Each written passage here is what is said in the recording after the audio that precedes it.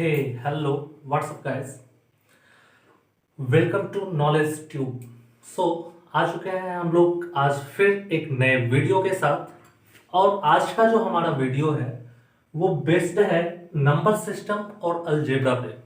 आप लोगों के मन में एक क्वेश्चन आ रहा होगा कि ट्रिगोनोमेट्री को पढ़ाने के बाद अचानक से इस टॉपिक पे आने के पीछे क्या वजह है। तो वजह है हम लोगों को बेसिकली फॉलो करना है टर्म वन सिलेबस को, राइट। सो टर्म वन सिलेबस में हम लोगों को जिन भी टॉपिक्स को पढ़ने हैं वो सब हम लोग बारी बारी से 3 से 4 वीडियो में डिस्कस कर लेंगे, क्योंकि सीबीएसई के डेट शीट के हिसाब से हम लोगों को पता है कि हम लोगों का एग्जाम 30 नवंबर से स्टार्ट होने जा रहा है। सो 30 नवंबर से पहले हम लोगों को सारे सिलेबस मैथ्स के खत्म करने हैं। यस, सारे सिलेबस। सो हम लोग स्टार्ट करते हैं और आज का जो पहला वीडियो है टर्म वन का वो बेस्ड है नंबर सिस्टम और अलजेब्रा पे। तो बेसिकली सबसे पहले हम लोगों को तो ये जानना है कि कौन सा सिलेबस का पार्ट ऐसा है जो रिड्यूस हुआ है, आई मीन रिवाइज्ड जो सिलेबस है उस पे फोकस करना है, ना कि उन सिलेबस पे जो हम लोगों को के लिए हटा दिया गया है। सो रिवाइज्ड सिलेबस जो है उसमें हम लोगों को करने हैं कवर एक्सरसाइज 1.2 1.4। ये बात हो गई नंबर सिस्टम की। अगर बात की जाए पॉलिनोमियल की तो एक्सरसाइज 2.2, एक्सरसाइज 2.3। अगर बात किया जाए लिनियर इक्वेशन का तो इसमें हमने लिख रखा है except cross multiplication, I mean we have to study all the exercises of linear equation except cross multiplication. So ये जो भी सिलेबस मैं बता रहा हूं या एक्सरसाइज का जो नाम ले रहा हूं वो बेस्ड है एनसीईआरटी पर, right. Why NCERT sir? Because NCERT is the key of success. So let's begin. अब हम लोगों को पहले ये जान लेना है कि अकॉर्डिंग टू सिलेबस एक्सरसाइज 1.1 में क्या ऐसा था जो हट गया, जो रिड्यूस हो गया। तो दैट वाज लिम्मा, यूक्लिड्स डिवीजन लिम्मा। इस चैप्टर को हम लोगों को नहीं पढ़ना है, सॉरी इस एक्सरसाइज को नहीं पढ़ना है। फिर एक्सरसाइज 1.2 को कवर अप करने हैं, 1.3 को नहीं पढ़ना है। 1.3 में क्या था? Irrational numbers. इसमें जो हम लोग पहले प्रूफ करते थे, आप लोगों ने क्लास 9th में इसके कुछ झलक को देखा होगा, राइट।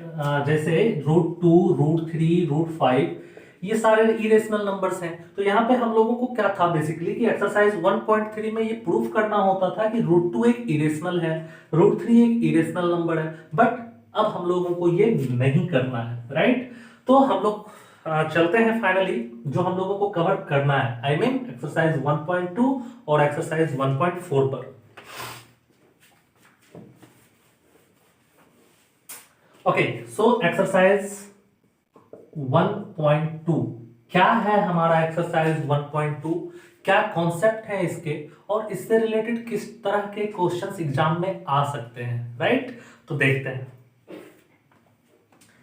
बेसिकली हम लोगों को यहां पे पढ़ना है HCF, LCM। सर ये तो हमें ऑलरेडी पता है। Yes absolutely, you know that, आपको पता है ये चीज, बट रिवीजन तो करना है ना। सो एक फॉर्मूला रट लो, ये एक्सरसाइज फिनिश्ड। क्या है formula? Product of two numbers equal to LCM into HCF। Question कैसे आएंगे एग्जाम में? ऐसे आपको दिया हुआ रहेगा एमसीक्यू टाइप, हम लोगों को फोकस उसे करना है, राइट। तो कॉन्सेप्ट क्लियर होना चाहिए, बिकॉज एमसीक्यू टाइप भी क्वेश्चंस ऐसे होंगे जिन्हें आपको सॉल्व करना होगा। ऐसा नहीं कि क्वेश्चन देखे आंसर सी, क्वेश्चन देखा आंसर डी, ऐसे नहीं, सॉल्व करना होगा।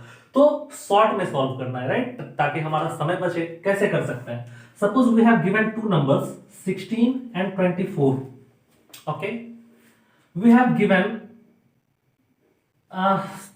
Not given actually, just find it. Okay, LCM निकालते हैं 16 और 24 का। क्या होगा एलसीएम?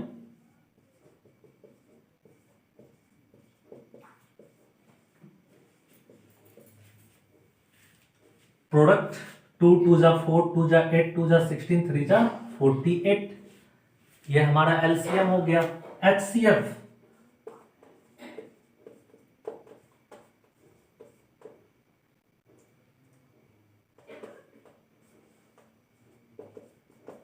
एचसीएफ हो गया 8। अब देखो फॉर्मूला कैसे बना। क्या कह रहा है फॉर्मूला में, प्रोडक्ट ऑफ टू नंबर्स, कौन कौन से थे दो नंबर, 16 एंड 24, मल्टीप्लाई करो इसको आप 384। एचसीएफ कितना आया 48, एलसीएम कितना आया 8, मल्टीप्लाई करो इसको आप 384, इक्वल आया ना। यही चीज हम लोगों को पढ़ना है। एग्जाम में क्वेश्चन कैसे रहेंगे, यस ऑफ कोर्स, देखते हैं क्वेश्चन कैसे रहेगा। Suppose we have given two numbers again 4 and 6, right, ये नंबर्स हैं। एलसीएम दिया हुआ रहेगा आपको या एचसीएफ में भी, दोनों में से कोई एक चीज दिया हुआ रह सकता है। एलसीएम सपोज आप लोगों को गिवन है 12, पूछा जाएगा what will be the HCF, HCF कितना होगा। तो एचसीएफ यहां निकालना नहीं है हम लोगों को, सिंपली 6 4 जा 24, 24 को डिवाइड कर देना है 12 से, एलसीएम से, तो एचसीएफ आ गया 2। प्रोडक्ट को अगर हम लोग एचसीएफ से डिवाइड कर देते तो एलसीएम आ जाता हमारा, right. This is all about this exercise, okay. चलो तो हम लोग फिर आगे बढ़ते हैं और चलते हैं एक्सरसाइज 1.4 पे डायरेक्टली।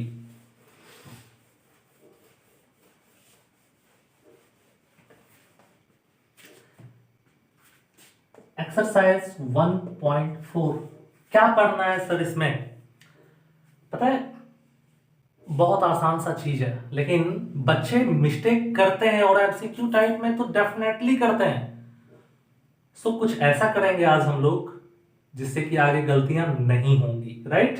देखते हैं कैसे। आप लोगों को पता होगा what is rational number, okay. तो let's write some examples of a rational number, like 7/15, like 1/3, like 3/20, okay, like 9/36। लिख लिया हमने। हमें सीखना क्या है, क्यों ये सब लिख रहे हैं हम लोग, तो our purpose is to find what kind of decimal expansions this है। इनका डेसिमल एक्सपेंशंस कैसा हो सकता है। सर क्या होता है decimal expansion, okay. Decimal expansions दो तरह के होते हैं। First one is terminating and second one is non terminating. Terminating किसको कहा जाता है, एक एग्जांपल उठाओ। Suppose we have 1/2 as example, right, of a rational number. What we have to do, हम लोगों को क्या करना है, तो वी विल डिवाइड 1/2, ओके। 0 दिए, पॉइंट दिए, वापस 0 आया, 2 5 जा 10 एंड द रिजल्ट इज 0.5। अब आप ये बताओ, ये जो रिजल्ट आया 0.5, ये स्टॉपेबल रुका हुआ है या चलता जा रहा है, तो ये रुका हुआ है, स्थिर है, ये और अब आगे नहीं बढ़ेगा। सो इसको हम लोग कहेंगे terminating decimal expansion. Non terminating क्या होता है, 1/3 ले लो ना, 3 से करो 1 को डिवाइड,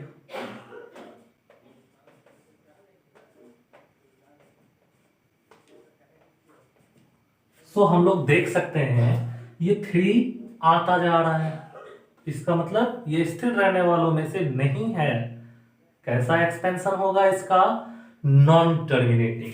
तो यही चीज हम लोगों को कवर अप करना है एक्सरसाइज 1.4 में, okay. Obviously I think concept is clear now, right, okay.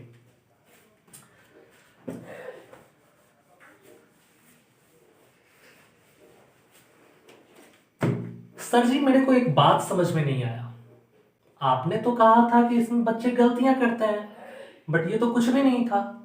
I will show you how students make a mistake and where, कहां। अब आप मेरे को बताओ, कि क्या एक मात्र तरीका डिवाइड करके ही है जिससे हम लोग ये चेक करके बता सकते हैं कि ये इसका डेसिमल एक्सपेंशन टर्मिनेटिंग होगा कि non terminating? No, without division, without actual division we can say that these fractions have decimal terminating expansions of decimal will be terminating or non terminating, right? तो कैसे कह सकते हैं हम लोगों को बेसिकली फैक्टराइजेशन करना है डिनोमिनेटर का, ओके? डिनोमिनेटर का फैक्टराइजेशन करना है. What is here in the denominator? 15. we will factorize it. The result is 3 multiply 5. but terminating होने के लिए there is a condition. What condition? Condition क्या है? तो जो डेसिमल एक्सपेंस, जो फैक्टराइजेशन होगा डिनोमिनेटर का, वो 2 का power n, sorry 2 raise to m into 5 raise to n के फॉर्म में होना चाहिए, ओके? इसके अलावा कुछ और अगर आया तो उसका डेसिमल एक्सपेंशन नॉन टर्मिनेटिंग होगा. अगर ऐसा आता है डिनोमिनेटर का फैक्टराइजेशन का फॉर्म तो वो टर्मिनेटिंग होगा. तो हम लोगों ने अभी 7/15 का जब फैक्टराइजेशन करा तो हम लोग देख सकते हैं कि ये 3 इंटू 5 के फॉर्म में आ रहा है. 5 तो ठीक है बट 3 यहां पर नहीं है. क्योंकि 3 यहां पर नहीं है इसलिए इसका टर्मिनेटिंग होगा या नॉन टर्मिनेटिंग? क्या होगा? तो non terminating. Non terminating, okay? यहां पे तो कह ही सकते हो, अब नीचे 3 है, obviously non terminating. Non terminating 3/20. तो इसके लिए सबसे पहले हम लोगों को इस 20 को फैक्टराइज करना होगा, ओके? 2 कितने बार? 2 बार. 5 कितने बार? 1 बार. तो देखो 2 का पावर m इंटू 5 के पावर n के फॉर्म में आ गया. कैसा एक्सपेंशन होगा इसका? टर्मिनेटिंग होगा. कैसा होगा? टर्मिनेटिंग. Last one is 9/36. इसका कैसा होगा? तो बच्चे गलती यहां करते हैं, इसी की मैं बात कर रहा था. आपको वो गलती नहीं करना है. क्या गलतियां करते हैं स्टूडेंट्स? एक्चुअली 36 आया डिनोमिनेटर में, वो बस इसका फैक्टराइजेशन कर डाले. अब यहां तो आ गया 2 का पावर 2 इंटू 3 का पावर 2. सर 3 आ गया, ये नॉन टर्मिनेटिंग होगा. कर गए ना गलती? नॉन टर्मिनेटिंग नहीं, ये टर्मिनेटिंग होगा. कैसे सर, बताओ मुझे. तो पहला जो रूल है, पहला रूल यही कहता है कि fraction should be in its simplest form. तो 9/36 अपने सिंपलेस्ट फॉर्म में है क्या? नहीं ना. कट करेंगे इसको. What is the result here? 1/4. अब 4 का करो फैक्टराइजेशन. 2 इंटू 2 का पावर m के फॉर्म में आ गया. तो 2 का पावर m आया, इसका मतलब ये क्या होगा? टर्मिनेटिंग होगा. तो टर्मिनेटिंग होने के लिए 2, 5 या 2 इंटू 5, ये तीनों हुआ तो टर्मिनेटिंग. ये तीनों में से कुछ नहीं हुआ तो नॉन टर्मिनेटिंग. लेकिन कब? कब इंपॉर्टेंट है? जब सिंपलेस्ट फॉर्म में होगा फ्रैक्शन, तब. तो पहला हमारा जो चैप्टर था वो ऑलमोस्ट खत्म हो गया है. एमसीक्यू स्पेशल एक वीडियो आएगा जो कॉन्सेप्ट क्लियर होने के बाद, जब टर्म 1 में आने वाले सारे चैप्टर्स को हम लोग डिस्कस कर लेंगे इस तरह से. उसके बाद एमसीक्यू, हर चैप्टर से मैं 20 क्वेश्चन लेके आऊंगा और वो वीडियो डेफिनेटली हेल्पफुल होगा आपके एग्जाम्स के लिए. और मैंने अपने पहले वीडियो में बोला भी था, ये वीडियो सिर्फ आपके कॉन्सेप्ट को क्लियर नहीं करेगा बल्कि आपके मार्क्स को भी बढ़ाएगा. अब हम लोग चलते हैं चैप्टर 2 पे, एंड दैट इज पॉलिनोमियल. तो अलजेब्रा में ऐसे देखा जाए तो बहुत सारा टॉपिक आ जाता है, बहुत सारे चैप्टर्स आ जाते हैं, बट टर्म 1 की बात हो रही है तो टर्म 1 में हम लोगों को अलजेब्रा के अंदर केवल 2 चैप्टर्स को डिस्कस करना है. First one is polynomial and second one is linear equation. तो पहले पॉलिनोमियल को करते हैं, बिकॉज यकीन करो, just do believe on me, केवल 5 minute only 5 minutes and the chapter will be finished. Okay, क्या पढ़ना है हम लोगों को? मैंने लिख रखा है 2.1. सर क्या है 2.1 में है क्या?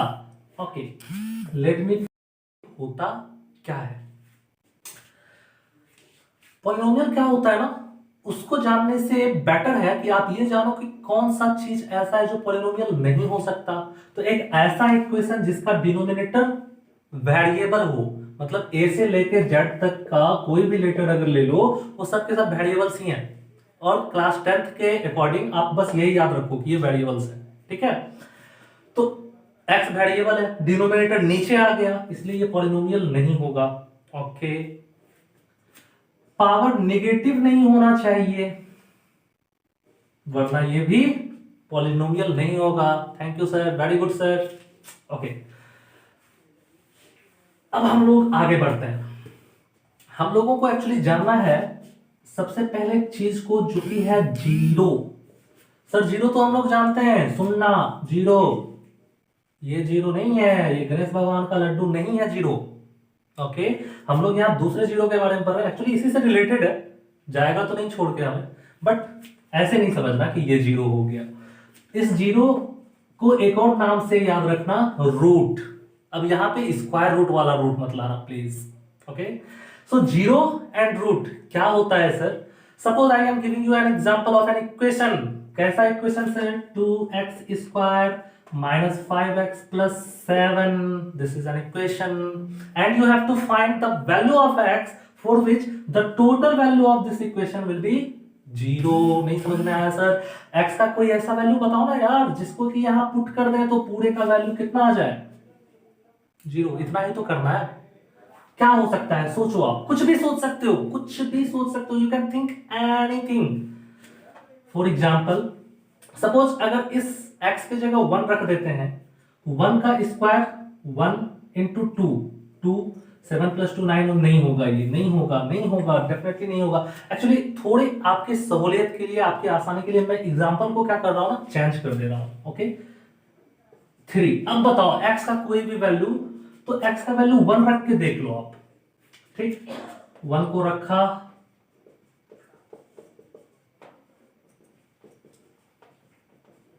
सर 0 आ गया. जीरो, इस जीरो को यहां जीरो नहीं कहा गया है, यही आपको सीखना है कि x के उस वैल्यू को हम लोगों को जीरो कहना है जिसके कारण ये पूरा जीरो हो गया. तो बताओ इस पूरे इक्वेशन का जीरो कौन होगा? ये 1 होगा. इसी 1 को रूट भी हम लोग कह सकते हैं कि 1 इज द जीरो और the root of the given equation. Sir हम लोगों को कैसे पता चलेगा कि 1 होगा वहां, 2 होगा, इतना सोचना पड़ेगा क्या?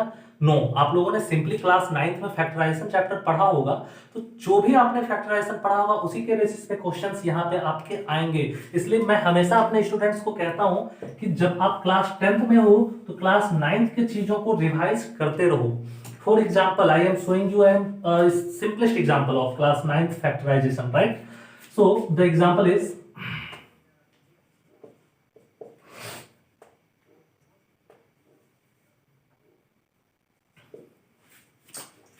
ठीक, इसको करते हैं फैक्टराइज.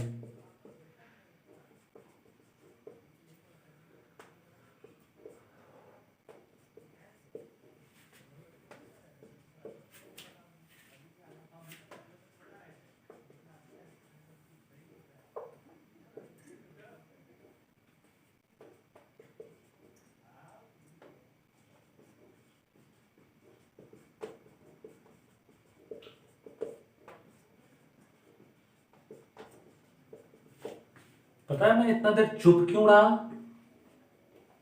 इसलिए कि आप लोग याद कर सको कि आपने इसे क्लास 9th में पढ़ा है या नहीं. वो फैक्टराइजेशन हुआ करता था ना जिसमें हम लोग को एज वाले कांस्टेंट को मल्टीप्लाई करना होता था. ये कांस्टेंट क्या होता है सर? जितने भी डिजिट्स हैं 0 से लेकर टिल इनफाइनाइट, वो सारे कांस्टेंट कहलाते हैं. तो हम लोगों को बेसिकली एज वाले डिजिट्स, एज पे कौन कौन से डिजिट हैं? 7 और 2, दोनों को मल्टीप्लाई करो, प्रोडक्ट के फॉर्म में ले आओ, 14 आया. अब इसको ऐसे, इस 7 और 2 को ऐसे लिखना है कि 5 आ जाए. क्या करेंगे? 7 माइनस 2 कर दो, x है तो x लगा दो. ठीक, अब ब्रैकेट क्यों दिया सर? माइनस जब भी मिडिल टर्म में रहे, बीच वाले टर्म में जब भी माइनस रहे तो ब्रैकेट मैंडेटरी है लगाना, नहीं तो पूरा का पूरा क्वेश्चन सिंबल के वजह से, एक सिंबल के वजह से आप गलत करके चले आओगे। प्लस रहा नो इश्यूज, कोई इशू नहीं है, ठीक। लेकिन माइनस रहा तो मिडिल टर्म के आगे ब्रैकेट लगाना मैंडेटरी है। ओके, सो अब ये आ गया हमारा वैल्यू। देखो अब कितना आसान है जीरो निकालना। हम लोगों ने दो पार्ट में इसको फैक्टराइज कर दिया। पहला पार्ट 2x माइनस 7, इसको जीरो के इक्वल कर दो। -7 उधर गया, +7 2 इंटू में उधर गया तो डिवाइड में x का value 7/2, x plus 1 equals to zero कर दो, +1 उधर गया, -1 ये हो गया इसका जीरो। तो ये दोनों इसके जीरोज हो गए। एग्जाम में क्वेश्चन कैसे आएंगे सर?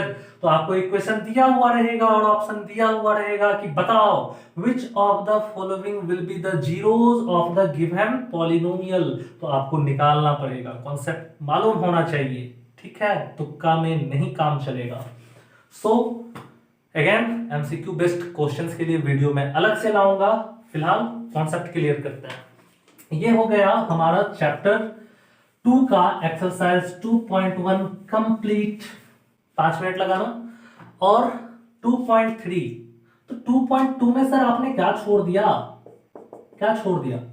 एक्चुअली 2.1 कभी मैंने कंप्लीट ही नहीं करा है, सॉरी। 2.1 अब आपको खुद से कंप्लीट करना है। कैसे? देखो 2.1 में कुछ है नहीं, आप लोगों ने बेसिकली पढ़ा होगा एक्सिस, क्वाड्रेंट, ये सब चीज पढ़ा होगा आप लोगों ने। तो आपको बस इतना क्वेश्चन में सीखना है कि कोई भी इक्वेशन का ग्राफ अगर दिया हुआ रहे एक एक्सिस पे, ठीक, ये पूरा का पूरा एक्स एक्सिस वाई एक्सिस का एक स्लोप है, प्लेन है, स्लोप नहीं प्लेन है, जिसपे ग्राफ आपको रिप्रेजेंट ऑलरेडी किया हुआ रहेगा और आपको ऑप्शंस में दिए रहेंगे 5, ऑप्शंस में दिए रहेंगे 3, 2, 4, ये 4 ऑप्शन हो गए। आपसे क्वेश्चन पूछा जाएगा कि बताओ इस ग्राफ के लिए जीरोस कितने होंगे, how many zeros can be there for the given graph. कुछ नहीं है, सो सिंपल। आपने बस इतना देखना है कि ये जो ग्राफ है, ये जो कर्व लाइन वाला ग्राफ है, ये इस प्लेन वाले ग्राफ को यानी कि एक्स एक्सिस वाले लाइन को, वाई एक्सिस को मेंशन नहीं करना है। आई रिपीट, वाई एक्सिस को मेंशन नहीं करना है। आपने केवल एक्स एक्सिस को देखना है कि इस ग्राफ ने एक्स एक्सिस को कितने बार काटा। 1, 2, 3 बार सर, 3 हो गया ना आंसर, था कुछ। अब चलते हैं 2.3 पे फाइनली। तो 2.3 पे क्या क्वेश्चंस मिलेंगे, जैसा मैंने आप लोगों को बताया एक क्वेश्चन अभी इससे जस्ट पहले, वो तो देखने को मिलेगा ही। एक और क्वेश्चन क्या रह सकता है, तो वो आप लोग ऑलरेडी क्लास 9 में पढ़ चुके हो, just do believe on me. But फिर भी आपने अगर नहीं मालूम है, let me show you for your satisfaction कि किस तरह के क्वेश्चंस आ सकते हैं। सपोज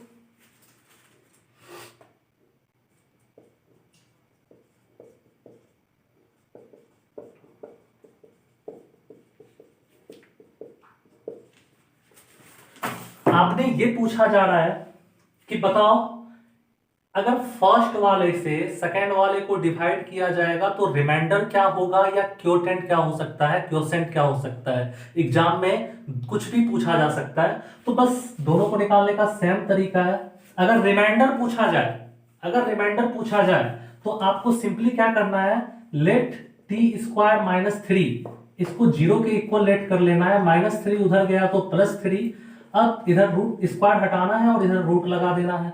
अब t के इस वैल्यू को हर जगह जहां जहां भी t दिख रहा है वहां पे पुट कर देना है, जो रिजल्ट आएगा वही हमारा रिमाइंडर होगा। ओके, अब बात करते हैं क्वोटेंट की। तो उसके लिए आपने फर्स्ट वाले से सेकेंड वाले को डिवाइड करना है, लाइक दिस।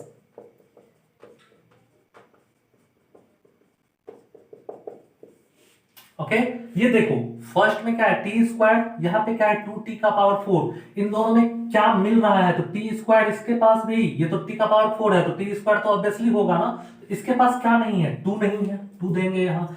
t 2 ही है, 2 और चाहिए ना इसके जैसा होने के लिए, तो t 2 और लगा दो। अब करो दोनों को मल्टीप्लाई, आ गया 2t⁴, फिर माइनस है -3 से 2t² को मल्टीप्लाई करेंगे तो 6t² हो जाएगा। अब आप ये देखो कि जहां पे t² को आप लिखे हो उसके ऊपर भी क्या t² है, नहीं है, तो हम लोगों को इस 6t² को इसके नीचे लिखना होगा। ओके, तो -6t² यहां पे लिख देते हैं, प्लस था माइनस हो जाएगा, माइनस था प्लस हो जाएगा, ये कैंसिल हो गया। यहां से 3t³ को उतार लो, इन दोनों का रिजल्ट आएगा 4t²। अब देखो क्या इसके पास नहीं है, इसको क्या दे दें कि ये इसके जैसा हो जाए, तो 3 और t, क्योंकि इसके पास 2 ही t था, एक और t चाहिए 3 होने के लिए। 3 का 3 आ गया, t एक यहां 2 यहां 3 हो गए। फिर माइनस है, माइनस देंगे 3 इंटू 3t, यानी कि 3 3 जा 9t। अब ये बताने का जरूरत नहीं है कि मैंने इसको यहां क्यों लिखा, क्योंकि ये दोनों एक जैसा था। प्लस है माइनस हो गया, माइनस था प्लस हो गया, कैंसिल आउट, बचा 4t²। ये भी कैंसिल आउट, यहां बचा -12। अब देखो t² को क्या चाहिए, सिर्फ और सिर्फ 4 चाहिए, तो 4 लगाओ, 4t², माइनस है तो माइनस, 4 3 जा 12, कट गया ना, प्लस था माइनस, माइनस था प्लस, सिंबल चेंज होता है, कट के 0 लड्डू। तो ये हमारा क्वोशेंट हो गया या क्वोटेंट हो गया, और ये हमारा रिमाइंडर हो गया। तो this was all about the polynomial. Okay, अब हम लोग अलजेब्रा के सेकंड पार्ट, जो फर्स्ट टर्म 1 में आने वाले हैं, वो है हमारा लिनियर इक्वेशन। सॉरी गाइस, मैंने आपसे झूठ कहा था कि हम लोग ये सारे टॉपिक्स को कवर करने वाले हैं। थोड़ा बोलना पड़ता है ना, लाइक कमेंट शेयर सब्सक्राइबर बढ़ाने हैं मुझे, but don't worry, linear equation एक मेजर पार्ट है, एक बहुत बड़ा चैप्टर है, और इतने लाइटली उसको हम लोग नहीं ले सकते। और आपके फायदे के लिए एक्चुअली, ना कि अपने फायदे के लिए, आपके फायदे के लिए मैंने डिसाइड किया है कि इस चैप्टर के लिए मैं एक अलग वीडियो लाऊंगा, और छोटा वीडियो होगा, डोंट वरी। और उसमें हम लोग इसके सारे कॉन्सेप्ट को क्लियर करेंगे, बिकॉज यू नो दैट, आप लोगों ने पढ़ लिया होगा अब तक कि क्रॉस मल्टीप्लिकेशन मेथड को छोड़ के हम लोगों को सारे मेथड्स को इसमें डिस्कस करना है, मतलब एलिमिनेशन मेथड, सब्स्टिट्यूशन मेथड, उसके साथ साथ वर्ड प्रॉब्लम्स को भी। तो ये पॉसिबल ही नहीं है कि एक ही वीडियो में सारा का सारा चीज हो जाए। Okay, so thank you very much. And एक खुशी आज मन में है, जिसके कारण इतने एक्साइटेड होकर मैं वीडियो बना पा रहा हूं। For 200 subscriber, thank you all सबको। और ऐसे ही अभी मुझे रुकना नहीं है, आपके भाई को 1 million. So like share subscribe comment, रोज मैं कहूंगा नहीं, because you know your duty and I know my duty. So keep it up, thank you.